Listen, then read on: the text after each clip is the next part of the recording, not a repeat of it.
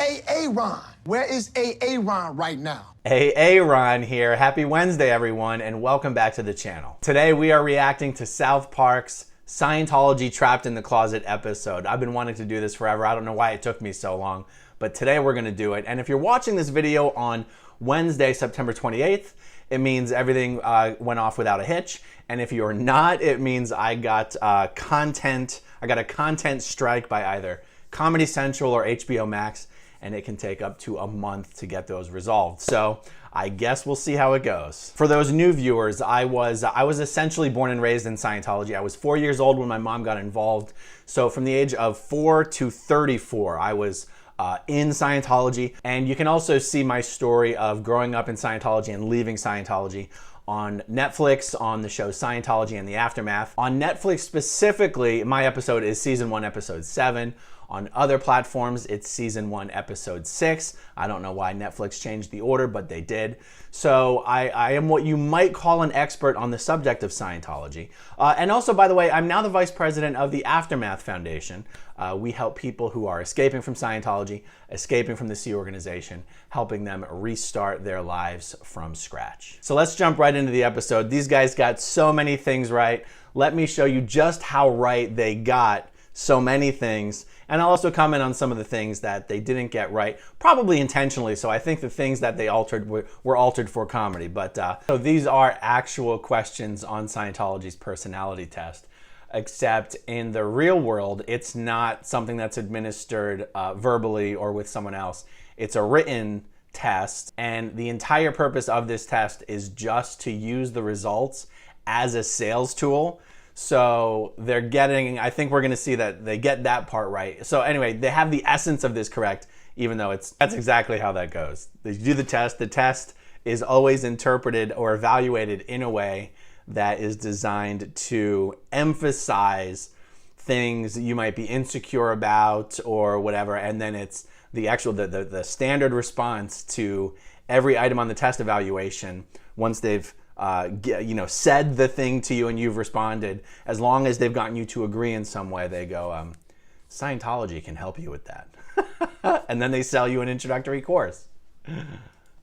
What? Why? The body thetans concept is something that's only introduced at OT3, which is one of the upper level confidential auditing levels in Scientology. The vast majority of Scientologists never actually even get to OT3. Now, Scientology does call the spiritual being, Scientology believes that we're all immortal spiritual beings, and the word for this spiritual being is thetan.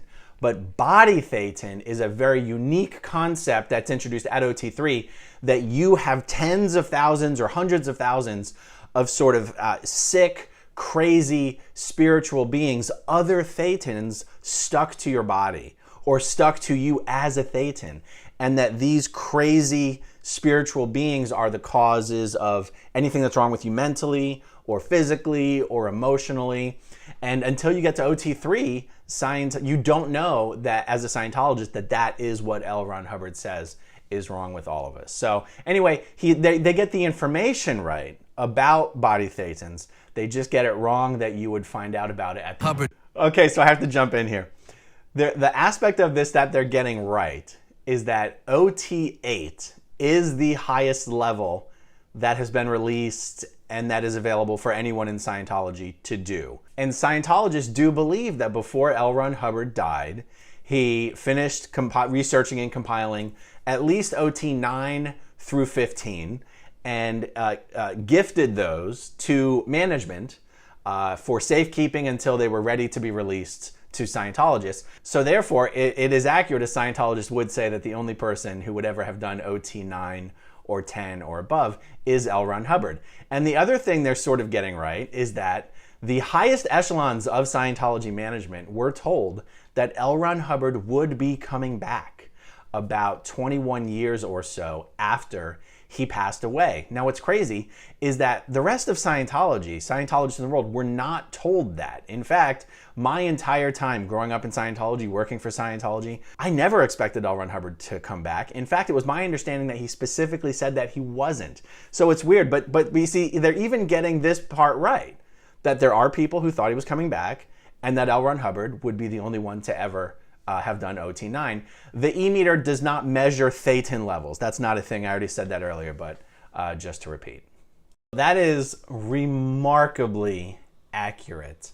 That statement about L. Ron Hubbard saying he just closes his eyes and writes everything down, that's not something Scientologists believe about L. Ron Hubbard. Scientologists actually believe, because Hubbard claimed that everything he wrote was the result of exhaustive and comprehensive scientific-like research. Tom, it's Nicole. It's time for you to come out of the closet. I'm not going to think any differently of you. Katie's not going to think any differently of you. You don't need to be in that closet anymore, Tom. Come out of the closet, Tom. You're not fooling anyone. Tom! Hey, Tom, it's John Travolta. Tom, you gotta come out of the closet. Oh, my God. Okay, it's like, if you don't come out, can I at least come in and talk to you? Okay, but no tricks. Tom, it now appears that John Travolta is also in the closet, and he refuses to come out. Such a masterful job of trolling Scientology. This episode of South Park was a huge deal within Scientology. This was the first time that the confidential material was put out into popular culture in this way. It's not the first time that the OT level material had been leaked publicly. It's not even the first time that the media put it out into the world. It's the first time it was put out in this way into pop culture. And even though Scientology used legal threats to try to get this episode pulled in the first place, to try to prevent it from re-airing, Scientology never actually filed any lawsuits. And I did a video recently explaining why Scientology can't actually sue people anymore.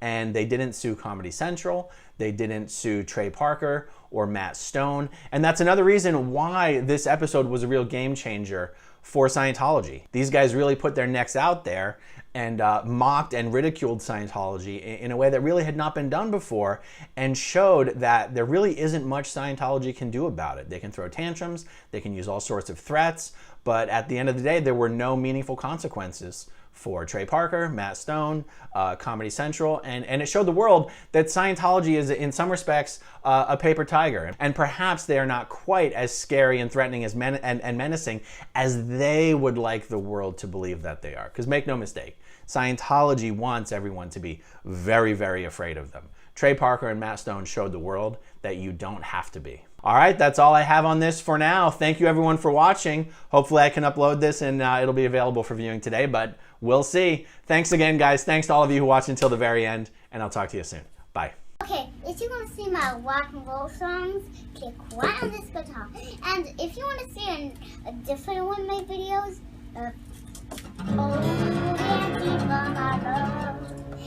then you could click right inside here. If you have subscribed or not, subscribe right here.